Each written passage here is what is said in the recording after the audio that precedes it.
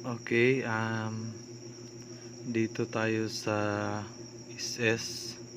So, na-discuss na natin itong SS. So, ganun pa din ang pagkuha niya. So, nagdidepende kasi yan sa sa percentage. Ito, nagdidepende. Itong 3% i-multiply nyo lang dito. Nito. Ang lalabas po is ito. So, okay. Proceed po tayo dito sa deduction. So, ang gagawin po lang natin dyan, halimbawa dito po sa manager, so ito pong monthly niya. So, ito naka-provide naman to sa itaas, itong sa SS, sa contribution sa SS, which is SS contribution. Ito po siya, yan. So, ilagay lang natin dito kung anong hinihingi. Ito po ang contribution, at saka ito po sa PhilHealth, at saka ito naman po sa Pag-ibig. So, i-add lang natin yan, i-add dito lahat. So, i-add po yan natin lahat ditong SS, PhilHealth, at saka Pag-ibig. So, ang resulta, itong total monthly deduction. So, ang gagawin po natin is ito pong, para makuha itong total net pay, ang gagawin po natin, itong itong salary, monthly salary nito, itong 13,000, i-subtract lang natin po dito sa monthly total monthly deduction. So, ang lalabas po niyan is total monthly net pay. So, okay. So, 13,000 na sahod, at saka yung deduction subtract natin sa deduction at 3,770. Ang lalabas po nito is ito pong total monthly net pay. So, dito naman sa isa, ito. So, ito yung employers, ito is yearly ito yearly. So, sa manager, ang yearly po ng sahod ng manager is 156,000. So, ang kanyang contribution sa SS is 14,820, at saka ito naman sa employer. So, ito po ang sa PhilHealth, ito po is ito, at saka ito naman sa Pag-ibig. So, ang gagawin po natin, i-add natin lahat yung employee dito. Ito, ipang-add po natin dito. Ito, i-add natin from sa SS hanggang sa Pag-ibig. So, i-add natin, ang lalabas is 26,000. At saka ito naman pong employer. Ganun din, i-add po natin ito sa Pag-ibig, itong sa PhilHealth, i-add po natin. So, ang lalabas po, ito pong ito. Ang gagawin naman natin sa net pay, yung itong monthly salary na sa manager, i-subtract natin dito sa total deduction sa employee na 26,000. Ang result po niya is total net pay na 137,280. So, pagkatapos, dito naman tayo sa projected sales. Itong projected sales na base po. So, ito sa sales nyo, kailangan natin yan. So, ito ay daily, at saka ito naman po ay ito po yung monthly. So, i-add lang natin yan lahat. Ito ay 991,920. Ito po ay tinatawag natin na 1 year na po ito. Year 1 to. Ito po ay year 1. So, add lang natin ito, year 1 to. Because since this is the year 1, and mag-increase po ang ating sales. So ang increase po natin is 5%. increase. So 991,220, it multiply natin ng 5% increase, ang lalabas nito is 1,041,516. And then dito naman po i-increase natin ng 5% increase. So ito po ang sagot. Yan po ang sagot. At saka dito sa cost of goods sold, ang gagawin po natin, ito po is inventory.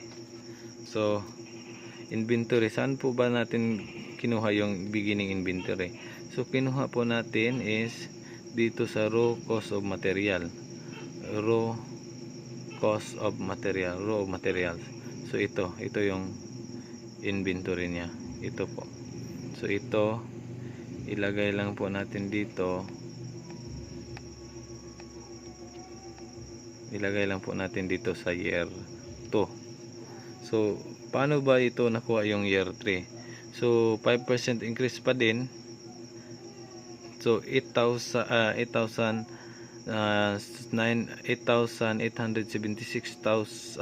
8,876.40 i-times po natin ng 5% increase.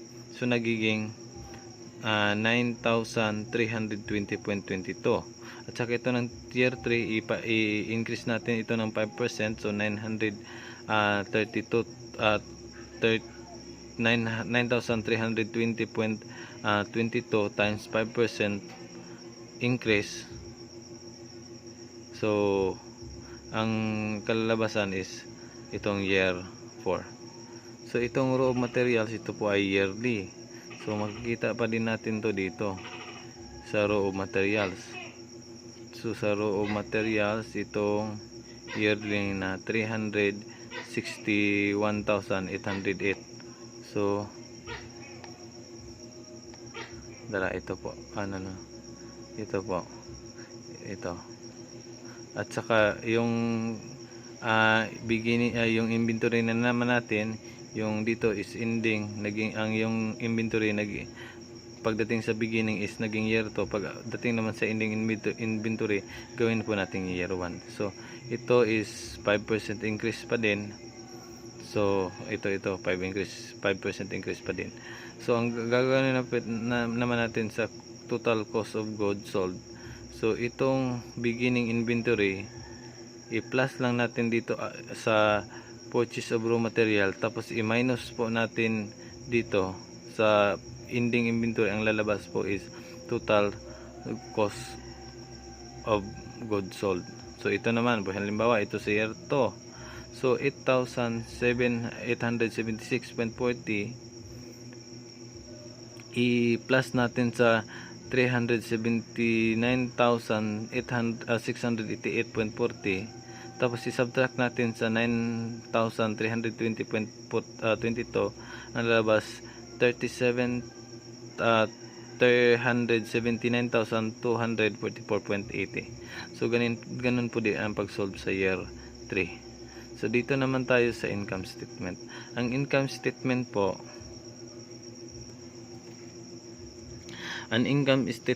kung ano yung hinihingi, dapat ito i-provide po natin to. Halimbawa itong sa license and taxes, saan po natin to kinuha? So sa taxes, license and taxes, kinuha po natin dito sa itaas. Ito po siya. Ito po yung ano niya, yung amount niya. So okay. Then dito naman sa sa furniture and pictures. So sa furniture and pictures po, dito po natin kinuha din sa furniture and pictures, which is saan ba yan? Ito po, itong 1,250. Ganyan po. So 1,000, ito to.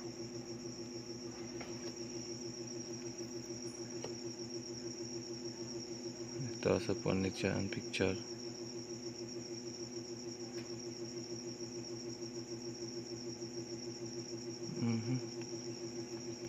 So ito po siya. sa furniture and pictures na 250. So ito po. So yan po.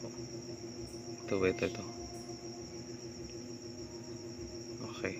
Dapat i-provide natin yan lahat. So dito naman tayo sa sales, projected sales. Itong projected sales naman po, ito po yung projected sales. Dito po yan, ito po yan.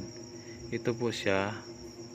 Ito 1 year po yan, at saka ito year 2, at saka yung isa year 3 hanggang sa year 5. So ilagay lang po natin dito yan, derive lang po natin yan. At saka ito namang sa cost of goods sold, ito po siya, itong cost of goods sold. So ito atin lang tong i-copyhin hanggang po sa year 5. At saka paano naman ito natin kinuha? So ang pagkuha dito is itong 991,920,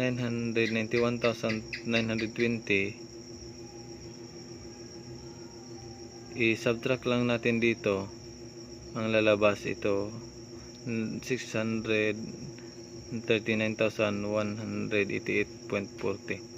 so ang lalabas, ito po ay gross income natin. So then dito sa taxes, kung anong hinihingi i-provide lang natin. So wag yung monthly ibigay, yung yearly talaga. So hanggang sa dito sa remittance naman, premium and remittance, ito po yung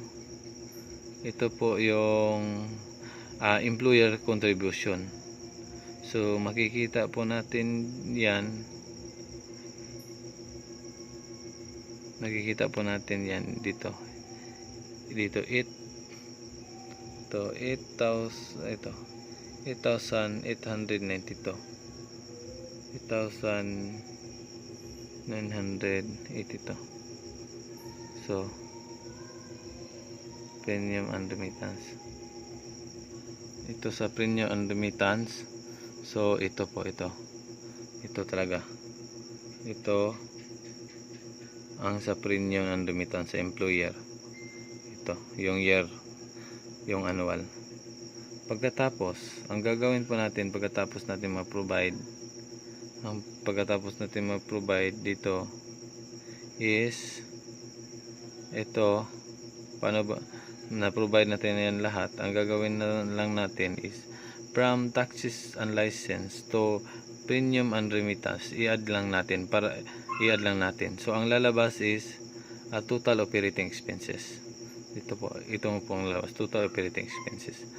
So ang gagawin po natin sa pag-compute sa operating income before tax, ang gagawin po natin is itong gross income sa itaas na 639,188.40, subtract lang natin sa total operating expenses. Ang lalabas po dyan is total income before tax.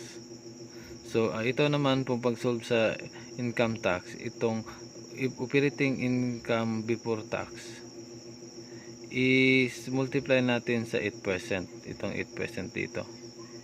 So ang lalabas po diyan is 5,229.32. So pagkatapos, paano ba natin kukunin ang net income? So ang pagkatapos diyan, since meron na kayong income tax, ang gagawin po natin is total operating income before tax, subtract natin sa income tax na 5,229.23. ang sasagot, ang lalabas po diyan is 60,136.17.